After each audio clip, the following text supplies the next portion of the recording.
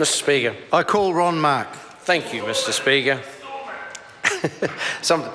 Sometimes some of my colleagues on the Local Government Environment Committee make it difficult for me because whereas you would like to stand up and give a bit of a rousing speech and rip into it, they're actually good people.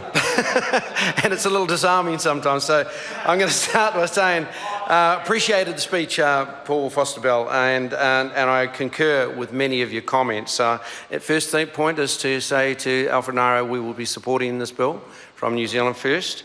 I probably would like to backtrack a tad and pick up on a comment made by the chair of our select committee, Scott Simpson, who said that this bill, the decision to send this bill to select committee is a practical and useful one. And I absolutely agree, and New Zealand First would applaud him. The pity is that the government didn't have the same view on the legislation that we've just debated, that being the Super Gold Health Check Bill. So how we can go from one irrational decision that showed no logic and completely somewhat lacking in heart, we would argue, to then arguing on pure logic and saying that this is the very reason we should send this bill to select committee, it actually befuddles and bemuses me somewhat, but no worry, we have the videotapes. We will play those ad nauseum at certain MPs' electorates on the campaign trail, and we will let the people be the judge. Which leads me to my next point in respect to this bill. That's good.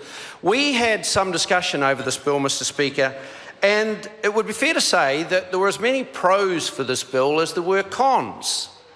And one of the cons for this bill is that it interdicts, impedes, and negates the will of the voters.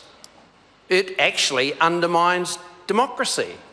You see, at the end of the day, the voters may not necessarily do what we think they should. We may question their logic and their argument, but at the end of the day, the voters are the vote, and their vote stands supreme in the decision that they make, and they make that decision to elect a person to one or two boards because they think that is a smart thing to do.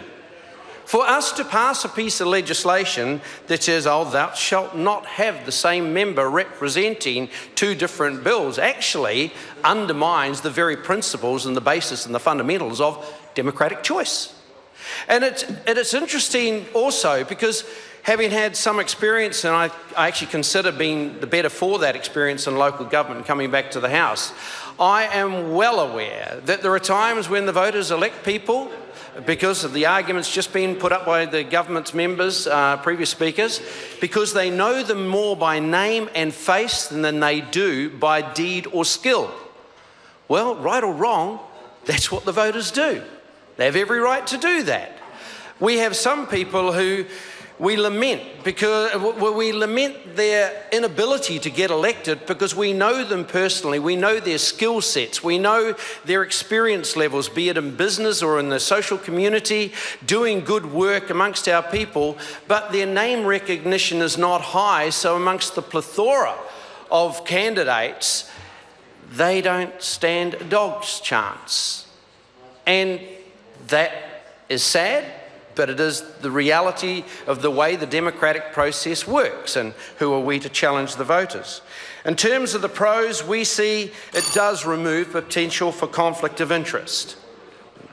And that is an issue that's been seriously championed by certain members of the public, and we would welcome the opportunity to have those views expressed at the Select Committee.